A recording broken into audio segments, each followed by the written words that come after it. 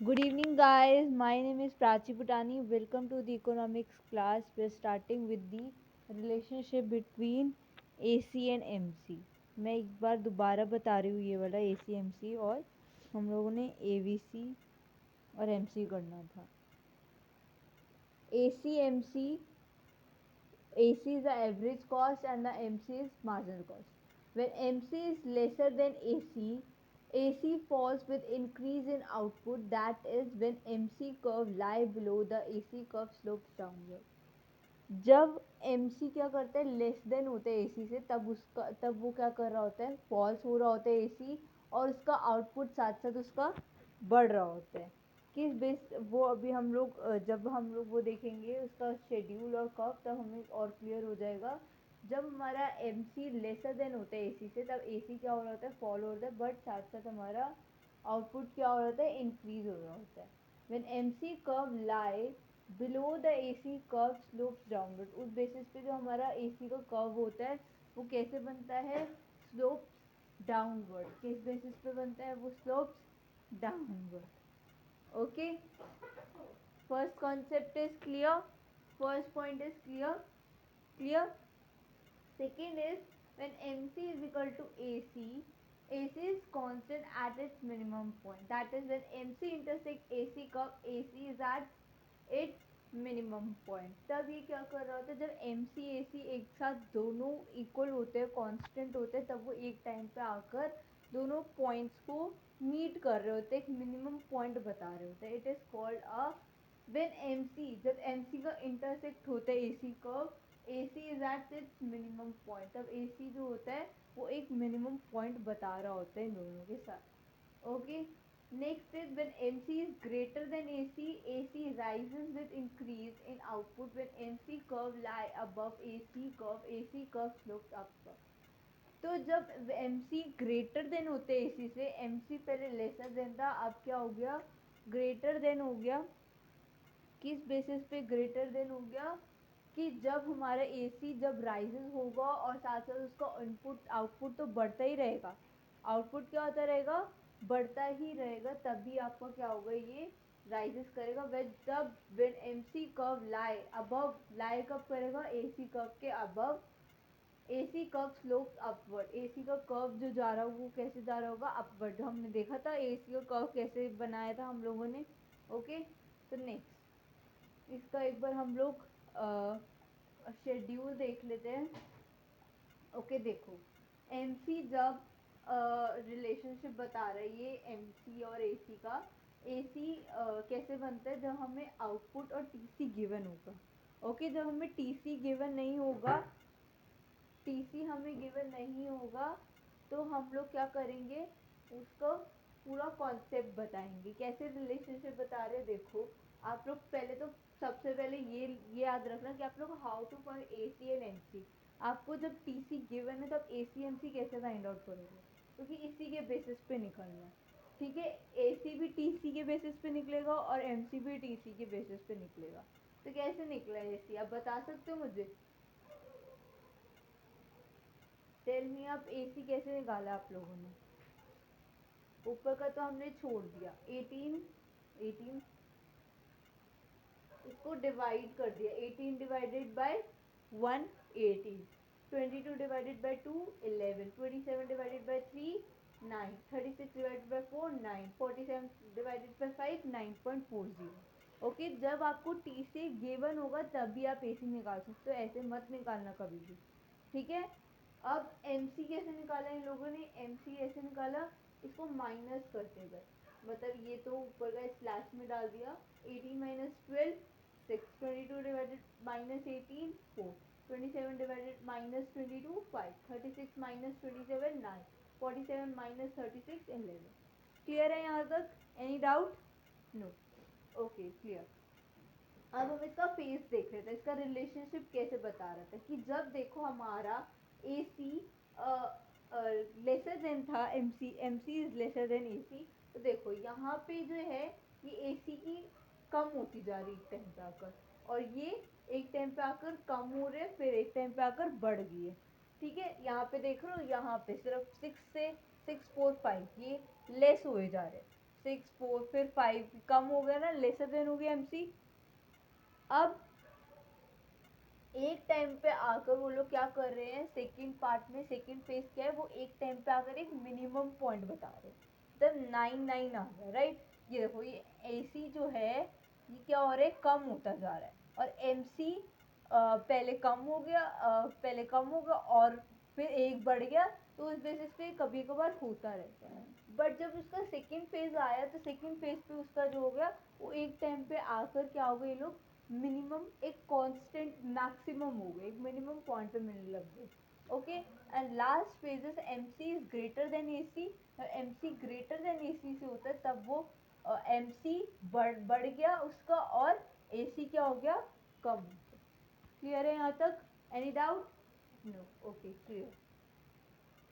Next concept, इसका graph देखेंगे एक बार हम लोग। ये देखो, दिस इज द ग्राफ। ये आपका यू शेप में जो मैंने आपको बताया था कि AC का कर्व बनता है, और ये नाइकी की शेप में आपका MC का कर्व बनता है। तो this is the concept of the minimum point. Okay, ये एक टाइम पे आकर क्या हो रहे होते हैं, जुड़ रहे होते हैं जहाँ पे वो मिनिमम पॉइंट कहलाते हैं।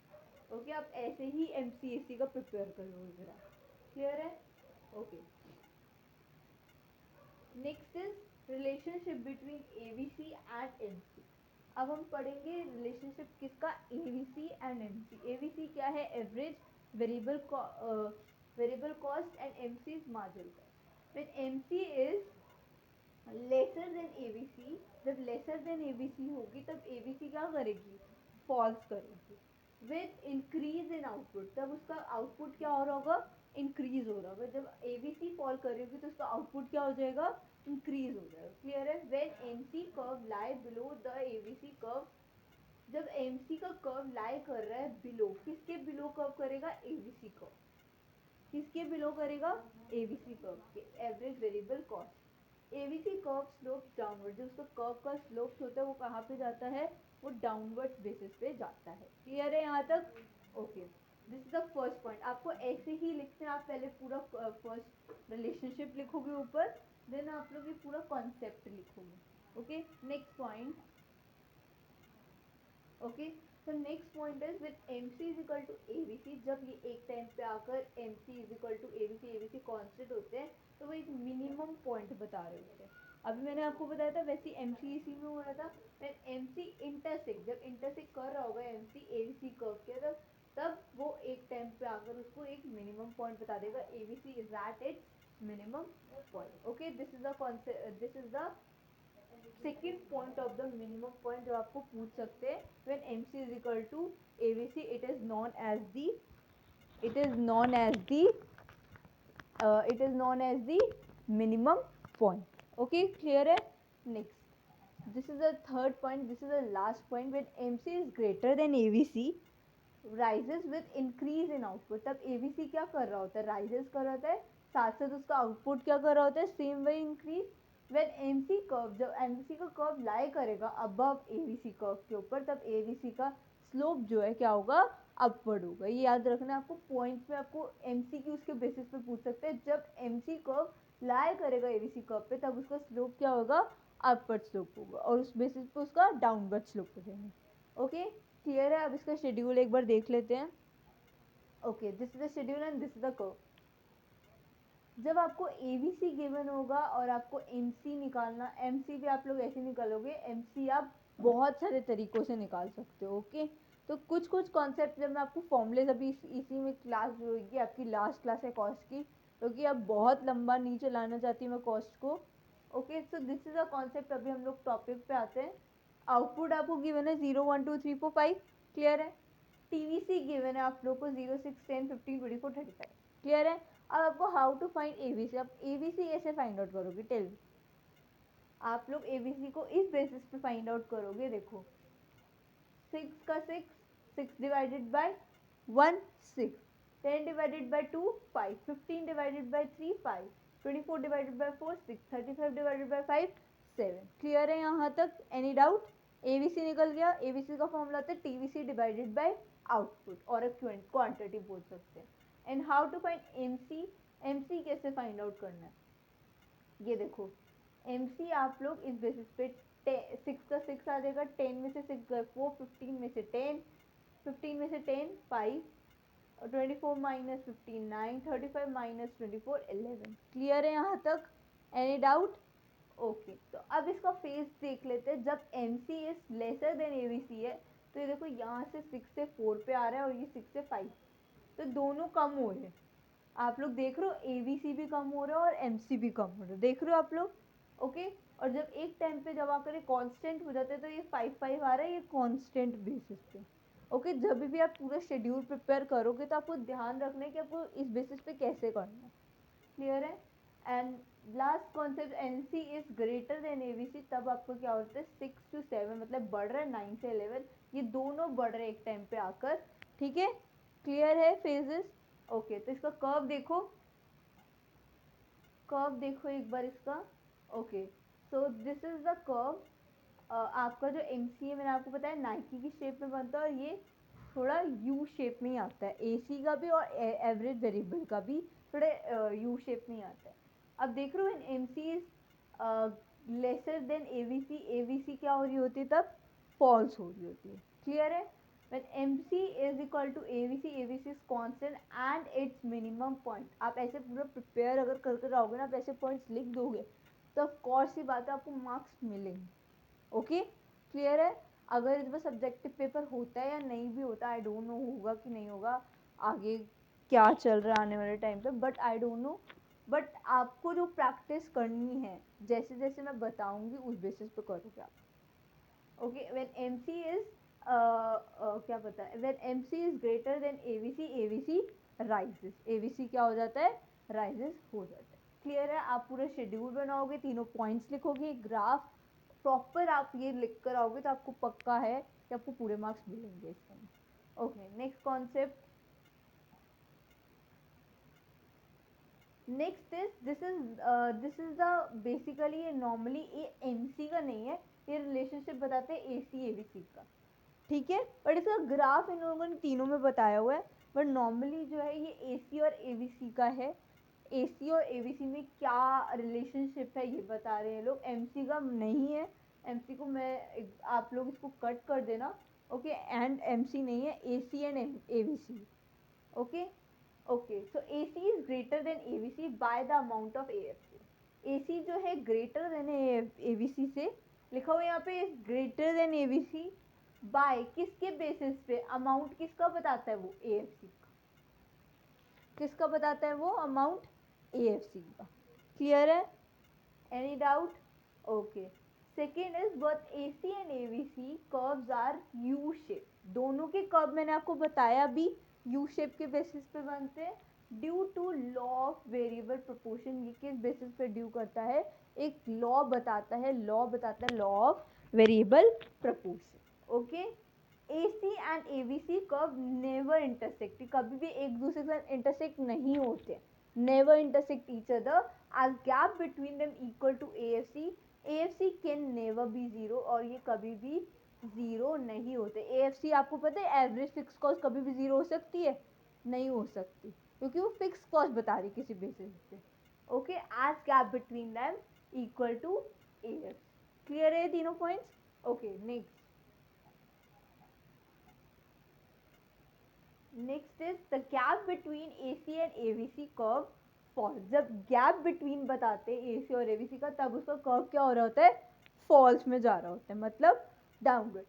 as the gap between them is AFC which continues to decline with rise in output, ये तब कंटिन्यू करते रहते हैं, बार बार डिक्लाइन के बेसिस पे करते रहते हैं। Okay, AC curve cuts, AC का कर्व जो कट्स करता है वो ABC करता है, and AC curve at the minimum point, cut करेगा AC का कर्व ABC, बट जो AC कर्व जो होता है वो एक मिनिमम पॉइंट बताता है, अभी हमने पढ़ा था। ठीक है, एक मिनिमम पॉइंट्स के आगे वो लोग जुड़ जाते हैं। The minimum point of AC curve lie always to the right, हमेशा जो मिनिमम पॉइंट होता है AC का कर्व वो लाई करता है राइट के basis of the minimum point of curve.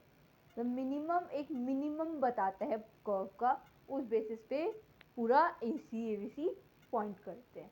इसका एक बार ग्राफ देख लेते हैं, शेड्यूल मत देखना आप लोग, आप लोग आगे चलना। ओके, तो अगर ये तीनों का भी कॉन्सेप्ट आता है आप लोगों के पास, तो आप एमसी के बारे में कुछ लिख सकते हो। मार्जिनल कॉस्ट अभी आपने पढ़ा था, वही आप एसी एवीसी के साथ जोड़ देना, ठीक है। और अगर इन तीनों का रिलेशनशिप पूछा जाए तो आप उसी बेसिस पे लिखते हैं।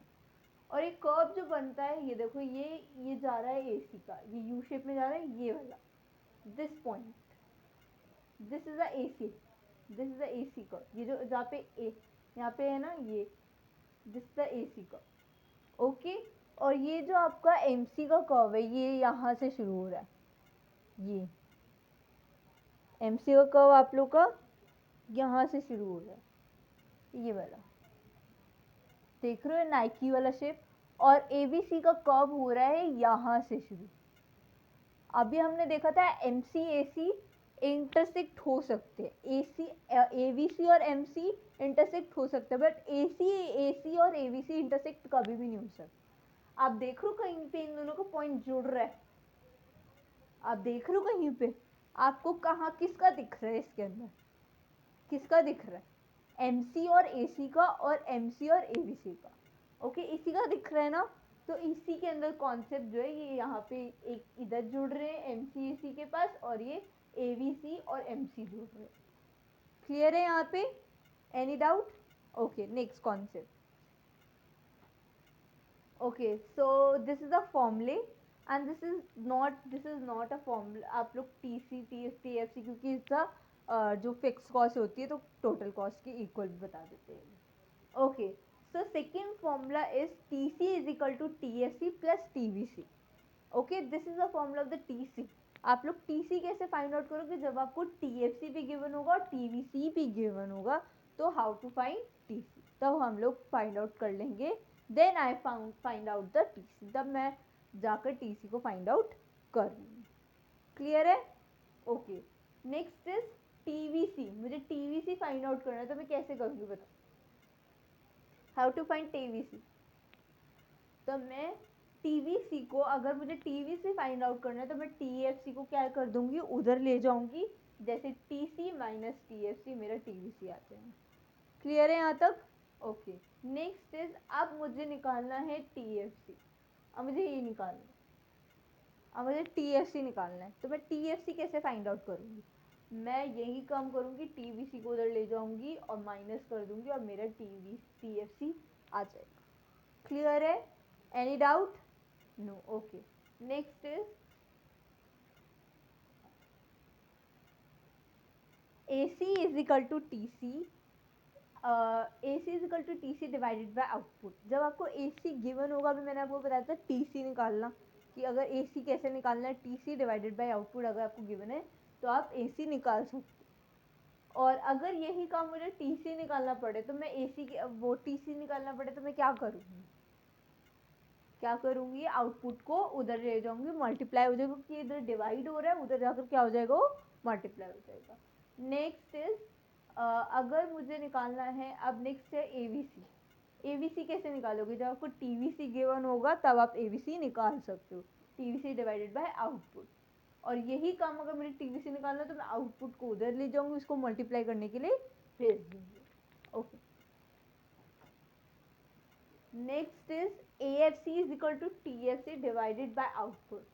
अब मुझे AFC निकालना है, AFC जब मुझे TFC गिवन होगा, तो मैं आउटपुट डिवाइडेड बाय आउटपुट निकाल लूँगी, और यही मुझे TFC निकालना है, तो मैं आउटपुट को क्या कर दूँगी, उधर कर दूँगी। साथ साथ नोट डाउन या स्क्रीनशॉट लेते रहना, फॉर्मूलेज आर वेरी इंपॉर्टेंट, ठीक है, क्योंकि मैं हर चैप्टर के फॉर्मूले, और मैं ये फॉर्मूलेज अगर आप अभी नोट कर रखोगे ना, मैं जैसी हमारी क्लास वो चैप्टर्स ख़त्म होने वाले हैं, देखो एक मे बी एक चैप्टर जो है मैं इसके बाद शुरू कर दूँगी।